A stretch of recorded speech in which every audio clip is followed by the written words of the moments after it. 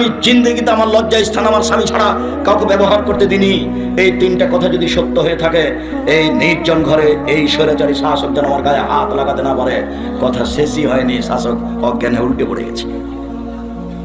তুমি কি বলতে চাও বলো তো দেখি, আপনি কি বলতে চান, কি বলবেন আল্লাহকে?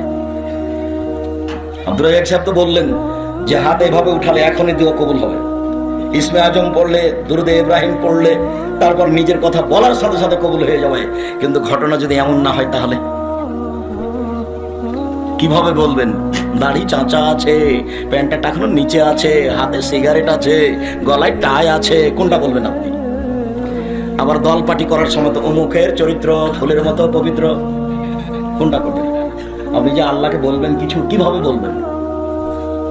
বিড়ি সিগারেট দিয়ে জীবন ভরা আছে, জোর করে দলীয় দাপটে আর একজনের জমি দখল করেছেন, বলেন তো কিভাবে আল্লাহকে কথা বলবেন? দেখেছেন সাহস কত, এর নাম ঈমান।